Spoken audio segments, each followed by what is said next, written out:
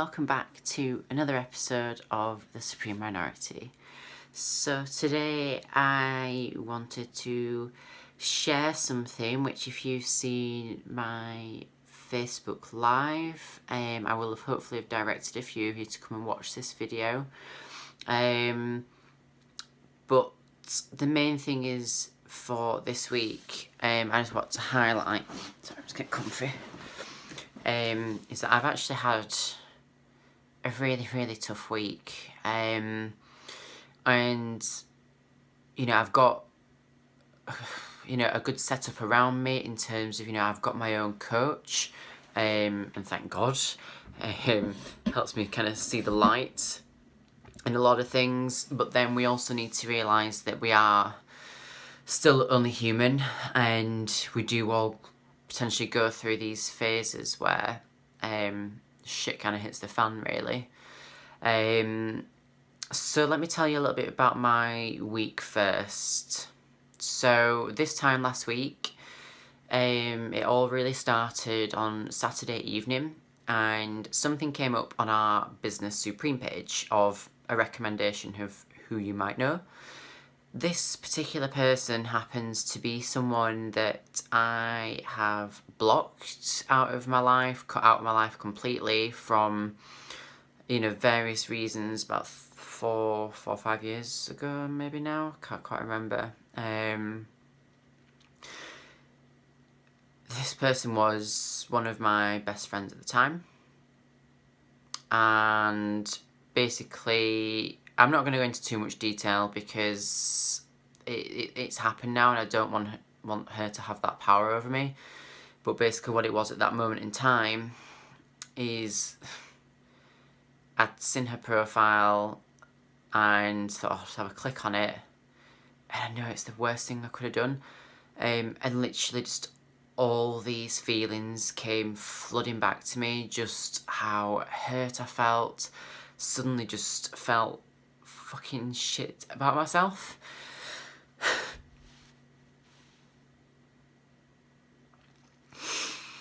And just always that feeling of never being good enough. Even now, obviously, it's still sparking me. I just can't just quite yet let it go. So that kind of really ruined my Saturday evening and into my Sunday, because everything just was then setting me off. Every little thing that I did, just like, oh, I'm just not good enough, I'm just shit, I'm just worthless.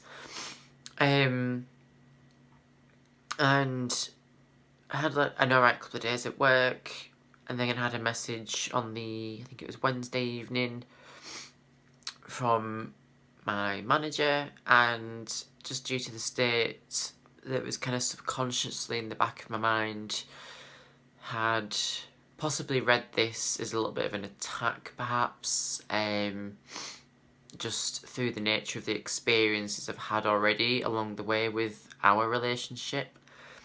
So then I didn't sleep very well. So Thursday, I just woke up with a banging headache. Like, I've never had a headache like that in a long time.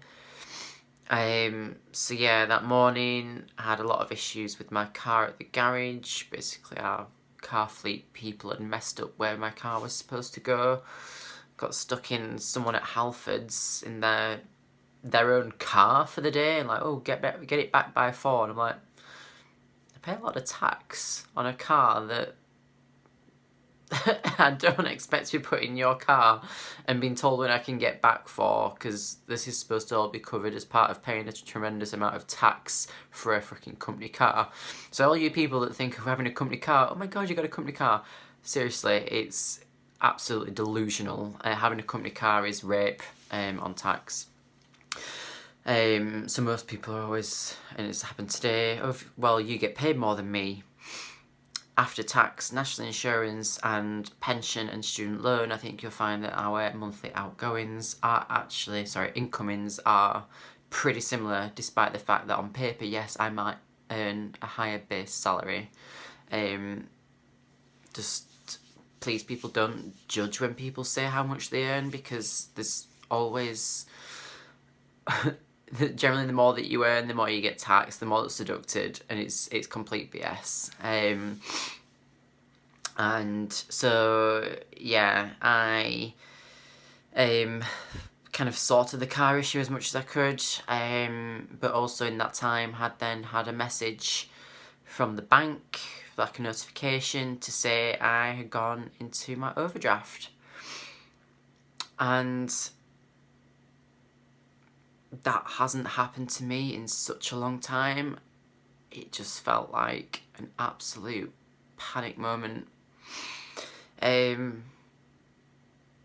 You know, we fund a lot of our own money into the business. That's purely what keeps us afloat, is us pushing as much as we can on, you know, trying to get the clothing in, trying to deliver people some nice clothing that helps them feel good about themselves, that makes us feel good about ourselves. You know, we wear it as much as we can as well.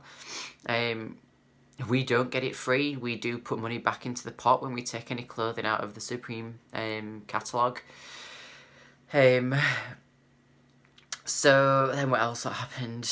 I had a bit of a conversation then on Friday, just in regards to something that happened work-wise earlier during the week. And again, it was a phone call that really made me question how good I was at my job, questioning my ability to do my territory manager role, being reminded about, and I know this is not to be true, but being questioned about my emotional intelligence, and I find that still just a little bit of an insult. So that's someone else placing their issues on me, to make themselves feel better, clearly. I know I'm very emotionally aware. This happening right now, it is not a frequent thing. Like, I cry when I'm happy, but for me to have been like this for a full week is just, it's unheard of. So yeah, so that really, really just shit on me, really. Just fantastic end to the week. And then kindly someone shared my Facebook Live yesterday on his kind of closed group of bodybuilders. And for the first time, I experienced properly a bit of trolling. I mean, I've always had comments before in terms of like when I'm on prep about my body, you know, people that'll say it's disgusting, blah blah blah. But I actually kind of don't really care about that now. It's like, I know that when I get on stage, I look good and I've done some hard work. But this guy actually commented on my eyebrows. And yeah, they're a little bit wonky because of issues I am out of control with. Unless I get that rectified somehow with Botox. I'm kind of a little bit stuck with that, and I can't actually help the fact that, you know, I haven't actually penciled these on today, so yeah. I've literally just got a bit of mascara on and that's it today because I've been at the gym.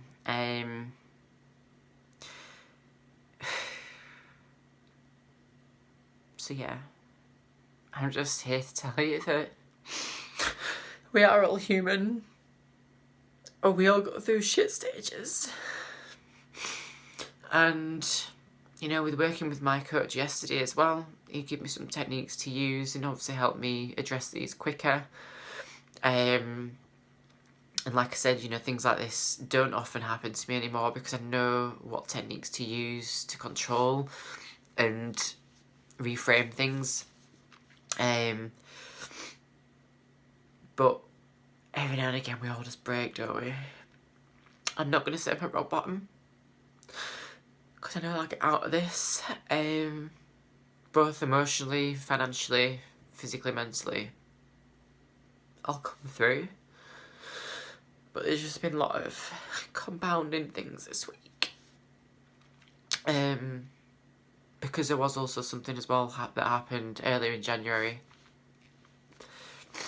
which I think the police are also trying to get hold of me about, to chat further in terms of someone doing the whole fraud thing online.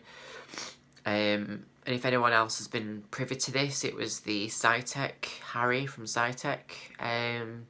So I actually did report him and give the police, well, the fraud team, the information. I've screenshot everything. So yeah,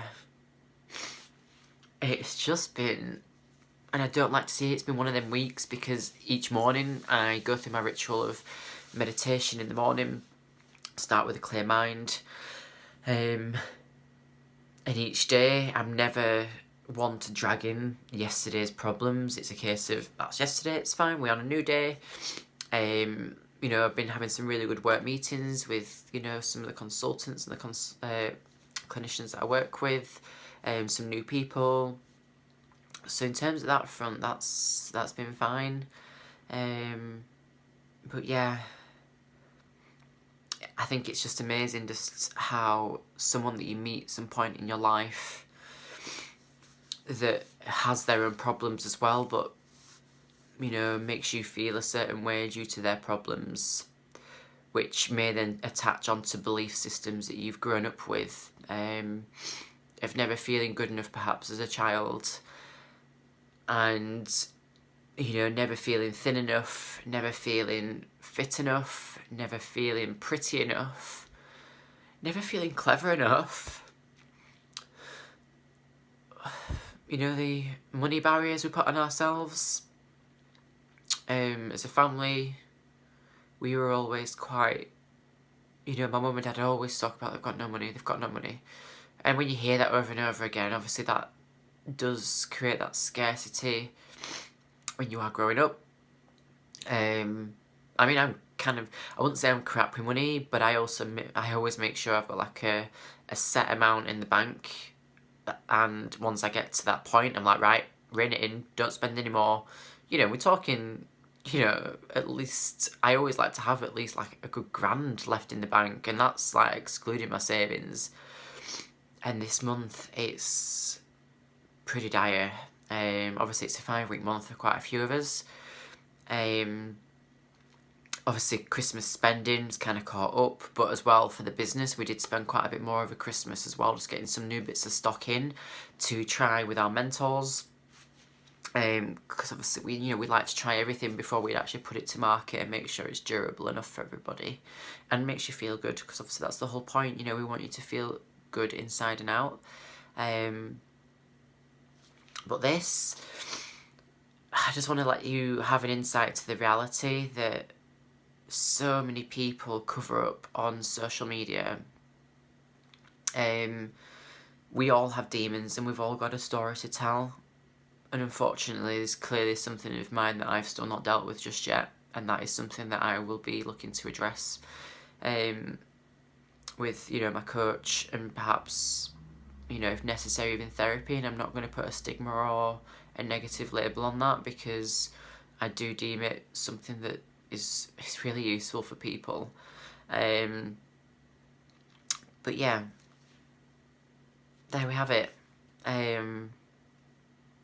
We're all human, guys, and if anybody is ever struggling, especially with friendships or previous friendships that have really kind of taken a toll on your emotional state, please comment below. I'm always here to talk. I'm more than happy to talk and share experiences.